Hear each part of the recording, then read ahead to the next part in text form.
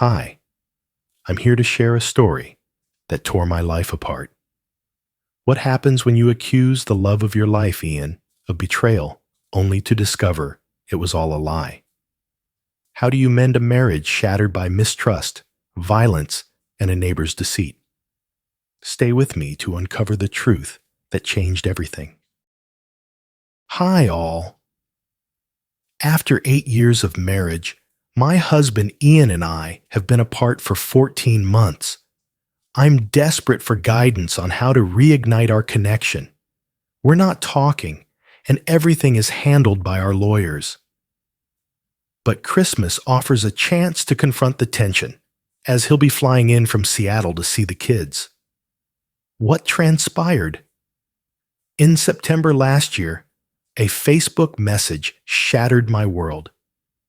Ian was sharing intimate photos and chatting with other women on Tinder. We talked briefly on the phone, and all she had was a screenshot of their chats and his profile. I downloaded Tinder and discovered his profile just under 1 kilometer away. Convinced of his betrayal, I confronted him, and chaos erupted. My family rushed in to diffuse the tension, but it only ignited further when my brother Greg struck and seized Ian.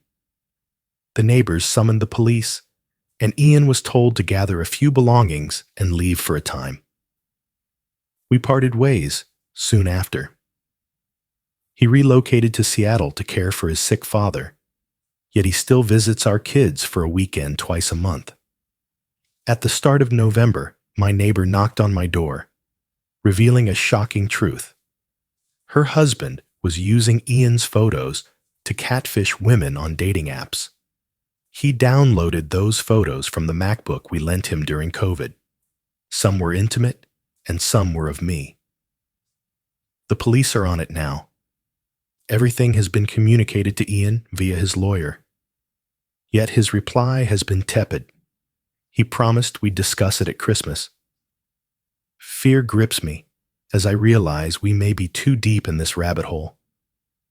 The thought of him pushing for a divorce haunts me, despite the love we share.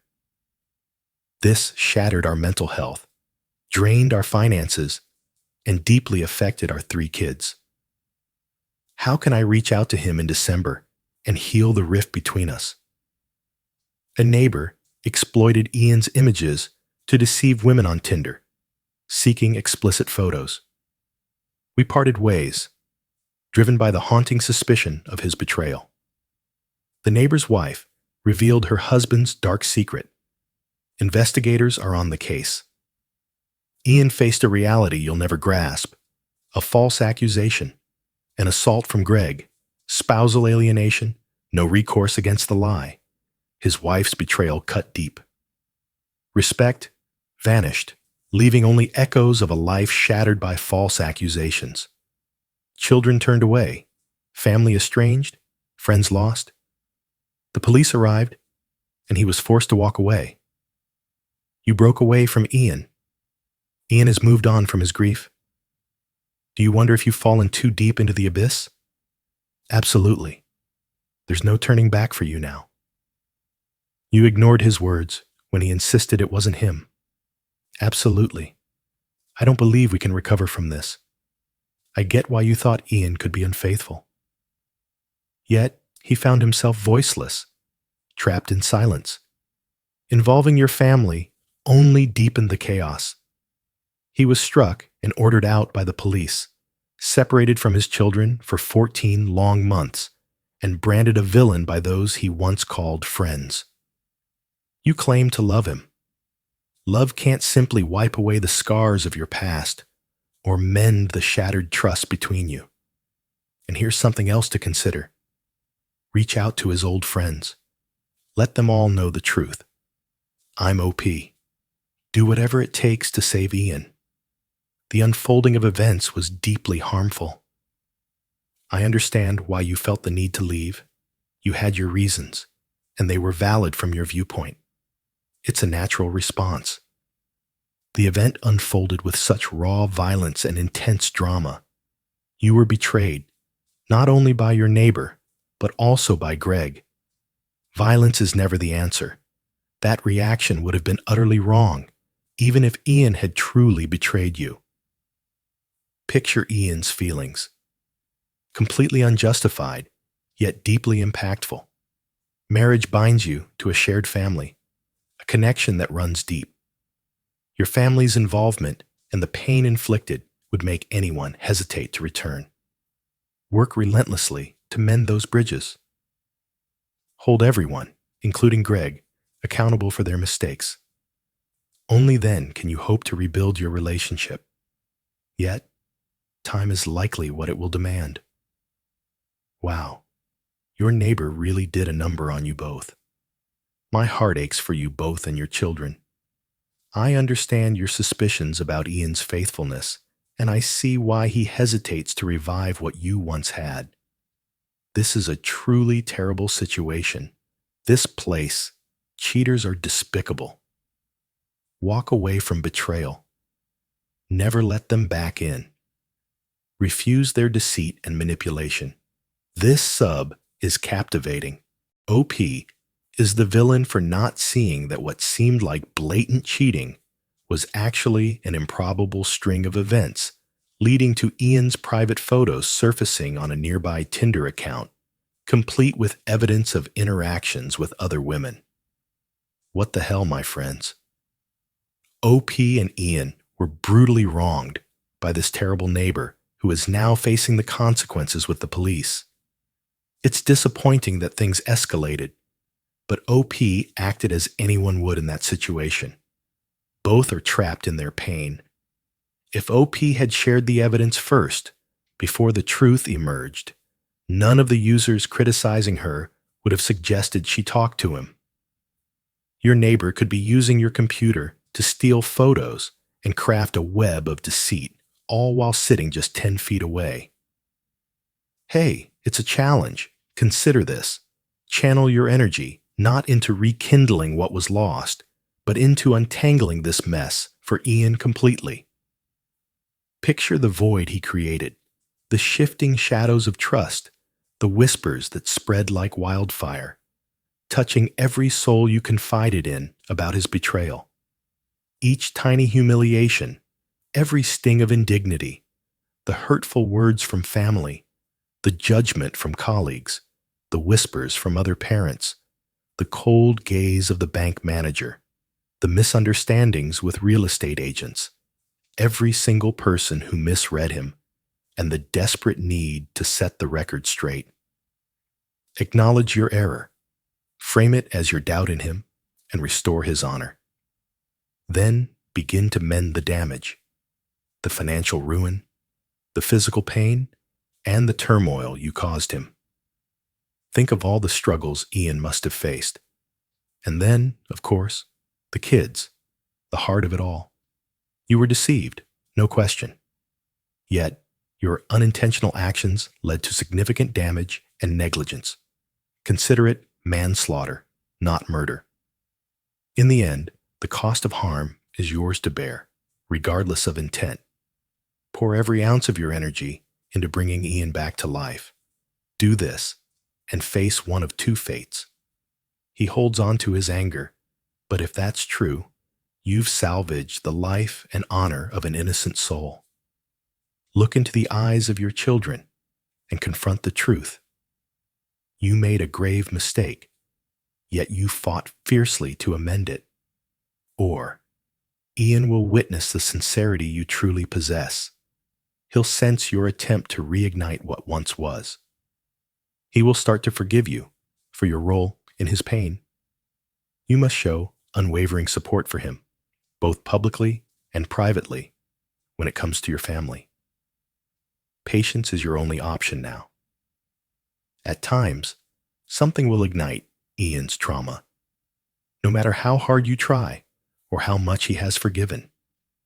To settle the score with him, prepare for a long road of apologies ahead. Uncontrollable rage, deep depression, and painful separation from family can strike during those yearly milestones. Your dedication to Ian and the mission of restoring him will shape whether any semblance of a civil, even romantic connection can exist. And one last thing. Be honest with him about any past relationships or nights spent with other men. He needs to know. Deceive him even once, and you're done for. To salvage this, only sincerity and honesty can lead to true achievement. Keep your head high. It can happen.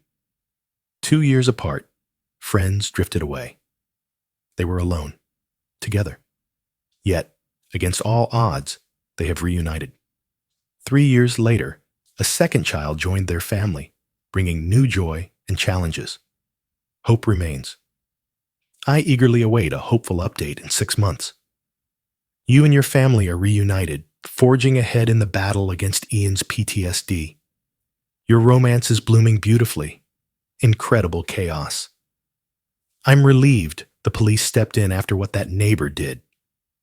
Your future hinges on 2 crucial factors. What is the true depth of your love for one another? How hard it is for you both to engage in a deeply serious, soul-crushing conversation. Ian will grasp the reasoning behind your belief, even if it stings. Pictures lingered in the air. It felt so real, so undeniable. His heart will ache, wounded by your disbelief in him, despite the proof.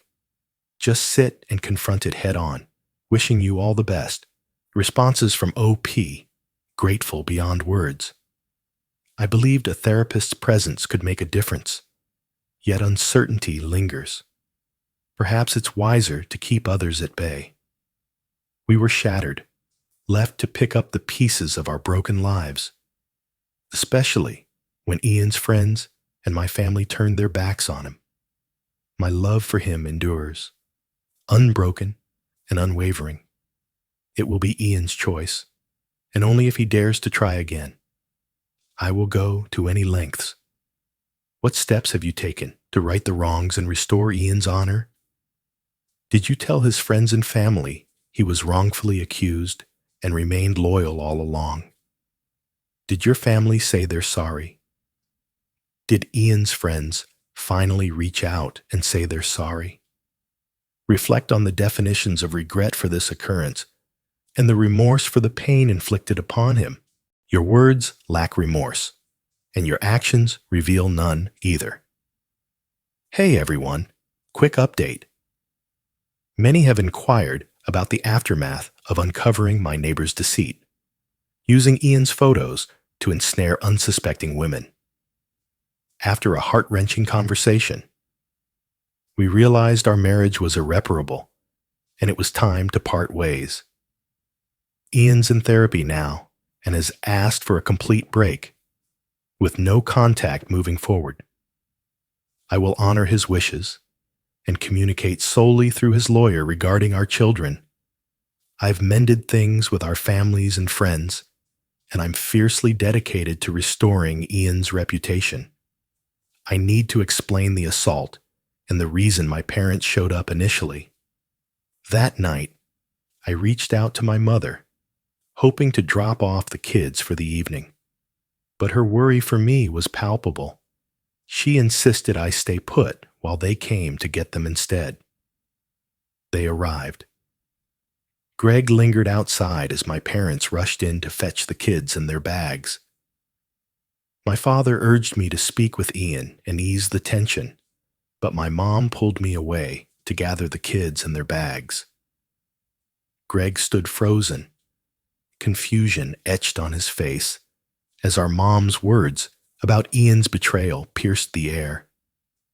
As Ian stormed out, Greg's grip tightened on my arm, a flash of tension igniting before chaos erupted on the front lawn.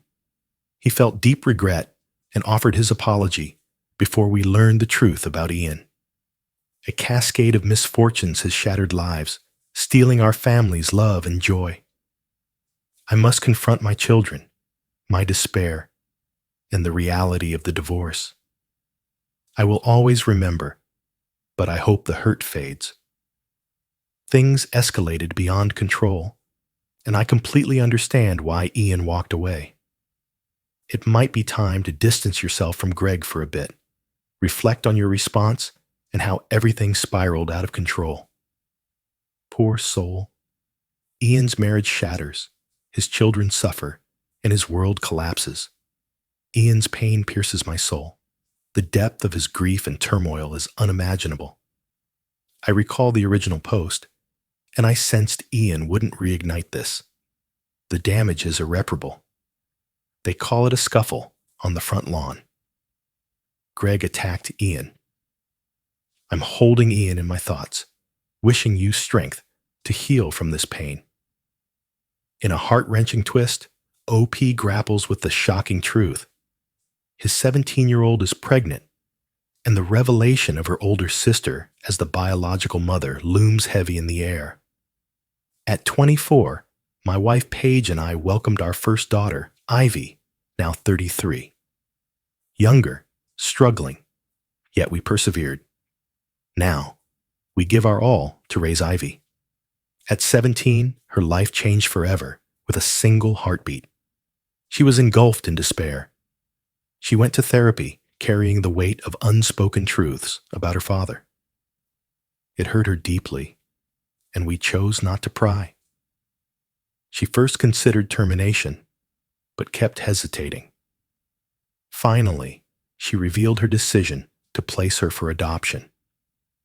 5 months into her pregnancy, as she spoke with a social worker about potential adoptive parents, the couple suddenly backed out.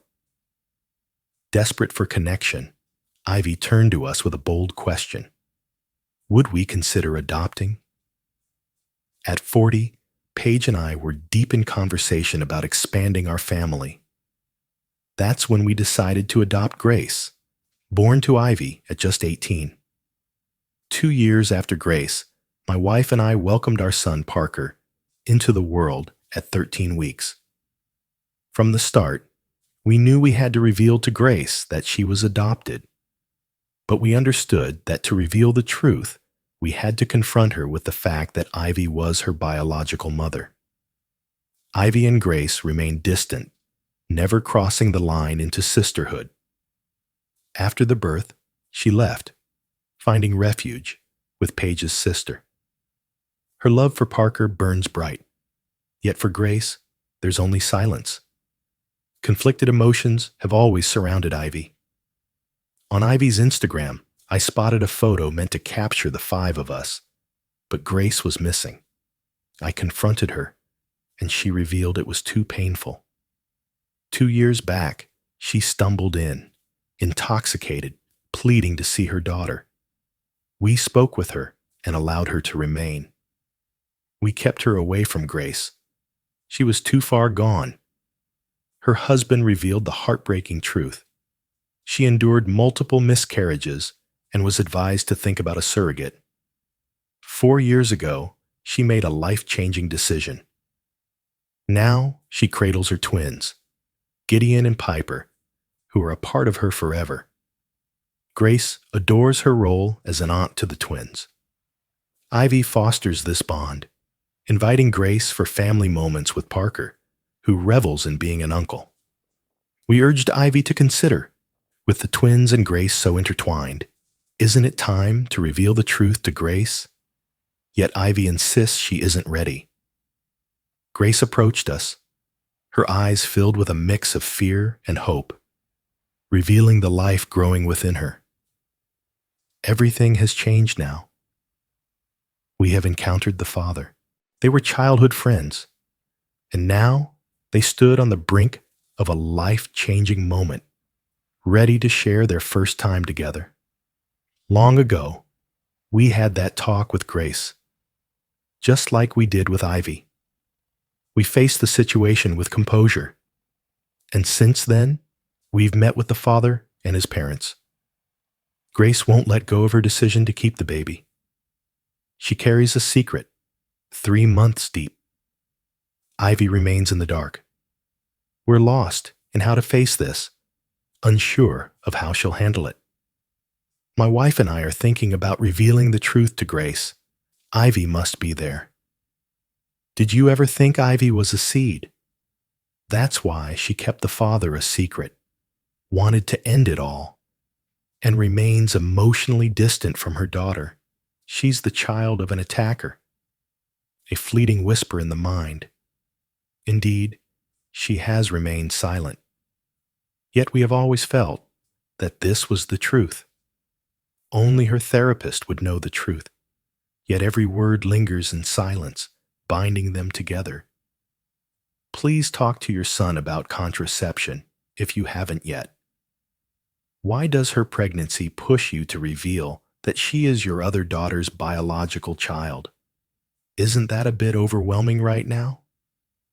OP, we should probably keep it from her for now. Yet, the uncertainty looms. How will Ivy respond to the news of Grace's pregnancy? We spoke with all three of our children about contraception. They chose to forgo protection that first time, believing caution alone would shield them from the risk of pregnancy. Transportation Fund 219 struck me immediately. What will unfold when one of them takes that DNA test? It's bound to happen eventually. I wouldn't take a DNA test without Grace being aware. If Ivy was hurt, I couldn't bear to have him near Grace. Here's a quick update. I'm still receiving messages on this account. Let's tackle the core problem head on. I need guidance on how to handle the news that my 17-year-old daughter, Grace, is pregnant. We face the same heart-wrenching scenario with her older sister Ivy, 33, who is, in fact, Grace's biological mother. I chose to dedicate my energy to supporting Grace, who is 4 months along. We held back, fearing the weight of the truth would overwhelm her. We should have told her long ago. The weight of silence is unbearable. Ivy felt deeply, yet we remained in the dark about Grace's father. That was Ivy's moment. As Grace's parents, we should have revealed the truth to her when she was younger. A week later, Grace revealed the pregnancy to her family. She had already informed my parents, her boyfriend's grandparents, and inevitably, Ivy. Ivy's heart raced, torn between shock and resolve. "I'll stand by you," she whispered, though doubt lingered in her eyes. Ivy reached out, her distress palpable. She was prepared to speak with Grace, starting with the adoption alongside us, but insisted on revealing the truth about her father to Grace alone. We sat, words heavy in the air. Grace was devastated, but slowly found her peace. She had to know about her father. Ivy confronted her, the air thick with unspoken truths. I had no idea what she had been told. It was a truth we had to accept. Grace revealed she recognized him, but chose to stay silent. We pressed forward, leaving it all behind. Recently, I received a call from my sister-in-law, Penelope, my brother's wife. Fury surged through her as she demanded to know what twisted thoughts Ivy was planting in Grace's mind. She began to bring up Grace's adoption. Once she settled, the truth spilled out. She said Grace reached out to my brother Isaac, revealing the adoption and wanting to speak with him. This left me bewildered. Isaac and I rarely exchange words. We were always distant, separated by 23 years.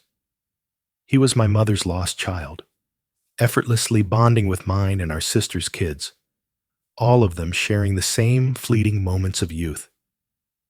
Grace saw him only during the holidays, so sharing the details of her life felt pointless. Penelope revealed that Grace insisted Isaac was her father, a truth spun from Ivy's words, declaring him soon to be a grandpa. I needed a moment to catch my breath. I called Ivy. Our conversation felt endless, charged with emotion. She revealed the truth. Isaac is Grace's biological father. Ivy and Isaac shared an unbreakable bond in their youth. Just 8 months separated them. Ivy recalls how puberty shifted everything. Each visit to her grandmother's in Portland became a secret escape, a world just for them, away from prying eyes. Ivy's voice trembled as she spoke. her pain evident. She insisted, with a heavy heart, that he had never crossed that line. It was always mutual. She kept it hidden, burdened by shame. The father of her child was her uncle. I have spoken to Isaac too. He lied to Grace in a message, but confessed to me that it was real. Words flickered between us, charged and fleeting. How could he betray family like this, even if it was consensual? I felt his words, yet they slipped through my grasp. He was aware of the pregnancy, of his role as Grace's father, yet he remained silent, never stepping up to acknowledge it. I spoke with Grace about it. Her heart sank when she discovered the truth. Yet she believed she mirrored my stepdad's family. Her words cut deep. I can't deny the truth in them. It's clear now. Grace's loyalty was clear. She belonged to him, not us. Her features whispered secrets of another world, one we could never claim. Yet Isaac never crossed my mind. My mother and stepdad discovered the truth, and Isaac revealed it to Penelope. She took the kids and went to her family in Boise. Isaac is reaching for Grace, but I can't let that happen. I am her father, and I fear for her safety in his presence. Grace remains silent, her eyes a void of unspoken words. I confronted her about reaching out to him before discussing it with Ivy or us. She claimed she needed to hear his side, yet now she feels deeply betrayed by the lies. The commentator probes the family tree, seeking clarity on tangled relationships. Original poster. I'm sorry. My specificity reveals the truth behind our distance. At 22, I lost my father, and the pain shattered us all. Months after my father's death, my mother revealed she was pregnant by a coworker. They tied the knot just 3 months before Isaac entered the world. Even from afar, I'm the only sibling reaching out, while my sisters remain silent, turning away from him. Gracie Ivy should have come clean from the beginning. Did Isaac realize Grace was meant to be his when she was adopted? It was expected, yet it still stung. 15 years trapped in a web of deception. How could he endure it? Ivy as well. This is utterly chaotic. Original post. Isaac was aware he was the father of Ivy's baby. He urged Ivy to end it all. That's why she sought an abortion from the start. Yet, she chose adoption. Crypto Gambler 952. Perhaps your older daughter should give her daughter what you once gave her. Original post. Grace and her boyfriend are determined to embrace this baby as their own, with the backing of my wife, his parents, and me. Final tale. OP crushed my girlfriend's spirit and left her feeling worthless. Last year, my girlfriend, Gina, 27, and I, Paul, 28, took the plunge and moved in together. Our neighborhood in Denver feels safe, yet the night brings unsettling figures. Drunk men lurking, igniting a deep fear within me. Gina, fearless in the night, insists she's as strong as any man and can handle herself. Gina stands tall at 5 feet 10 inches and hits the gym twice a week. She's undeniably strong, but her belief that her strength rivals that of an average man is misguided. She even claimed that if anyone should fear walking alone at night, it should be me, a scrawny 5'9" man. I felt it was wiser to stay silent than to be right. So, I held back my worries. Last night, she went out with friends and texted me at 1 a.m., saying she'd come home alone on public transport. She doesn't even have a license. I warned her it was risky, that I should drive her. But she was adamant about going alone. I lay awake, heart racing, until she finally walked through the door an hour later. Her fury burned bright, a fierce blaze ignited by my doubt in her strength. In that moment, I resolved to show her the stark divide between our powers. At first, she believed I was jesting. When she saw I was dead serious, a spark ignited in her. I challenged her to ground me with all her might, but I slipped from her grasp and turned the tables. For minutes, I held her down until she finally surrendered. Tears streamed down her face, and fear flickered in her eyes, yet deep down, she knew I would never harm her. I shattered her. I took refuge on the couch that night. In the morning, she avoided the truth, insisting she was fine. She's deeply shaken. I can't shake the guilt of breaking her trust. I fear she'll never feel secure alone at night again. I must be a terrible person for this. I wish I had believed in her strength to protect herself. I sense this relationship is nearing its end, yet I wonder if there's a way to mend things. In short, I tried to show Gina the differences in strength between men and women, but in doing so, I humiliated her and broke her confidence. Now, I'm left with deep regret for my actions. Is there a way to atone? I can't respond to every comment. I acknowledge my actions were an assault. I'm deeply sorry for my actions. I believed I was helping, but I only caused harm. Don't follow my example. Prioritize your safety. For you, or for those who care. The Echoes of Despair. Doomer Earl. Gina believed she could stand strong, so I attacked her. You didn't break her spirit, my friend. You committed an act of domestic violence. Rhoda Tingranama. What did I just witness? You hurt and scared Gina just to prove a point. Protopip Phantom. You made your point, but you crossed a line. You shouldn't have made her cry. She had to see that she couldn't keep you trapped. It's time for you to look within. Change is necessary. 2.5 months have passed since my last post, and recent events compel me to share an update. I attempted to write 1 day later, but my mind was a storm, and I erased it almost immediately. So, here it is, no frills. Gina ended it the next day, voice trembling through the phone. She demanded I confess I relished her tears, but I fought back until her resolve faded. Yet in the depths of my heart, I recognized her truth. I can't deny the thrill I felt in overpowering her, watching her tears fall. It sounds terrible, and I carry that shame.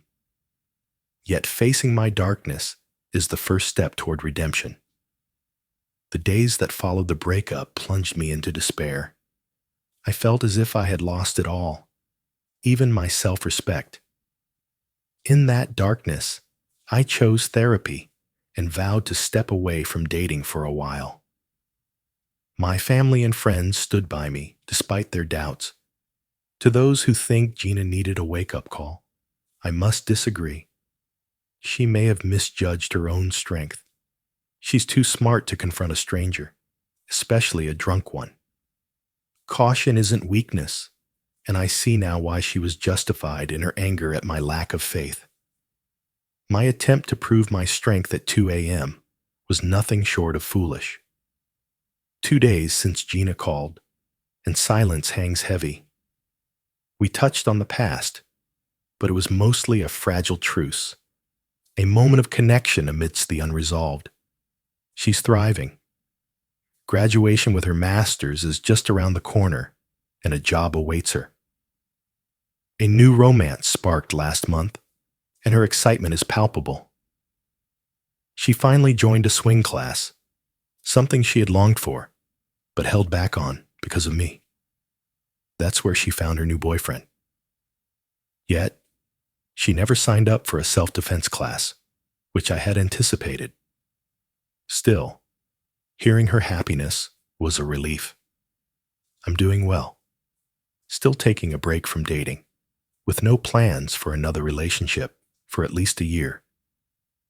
Last month, I felt the weight of Gina's fears when I worried for her safety. My family and I traveled to Santa Fe, where our apartment was in a safe area, yet just a few blocks from dark, unsettling alleys at night. One night, I longed for pizza from a certain spot, but my mom's fears about the sketchy alleys echoed loudly. I tried to reassure her, but her worries lingered. In that moment, I realized this was how Gina felt when I voiced my own concerns. The next day, I chose to visit that place in the light instead. It was worth it. I'm happy with how things turned out for us, but I still miss her. Hearing her voice only deepened that ache. Yet, I know it's best for us to move on separately. I intend to keep attending my therapy sessions, despite feeling perfectly fine. The reason is clear. I need someone to talk to, free from judgment. Reddit isn't the ideal venue for this, as my original post suggests. Still, I appreciate everyone who shared their thoughts. Top comments. Comfortable Yam. 5theme 561. I felt a rush overpowering her so effortlessly, watching her tears fall. Your words hit hard. I'm speechless. Seeking a therapist for those heavy thoughts is definitely wise. Immortal Jill. I'm relieved Gina left you. At 28, you brought her down. Honestly, I would have had my uncles deal with you for that. Your admission of arousal reveals everything. This is why we say all men. Women will never be safe with men like you around. Thanks for watching this story on Addy Story. If you enjoyed it, don't forget to like, share, and hit that subscribe button so you never miss a new tale. Stay tuned for more. And until next time, take care and keep living your own amazing stories.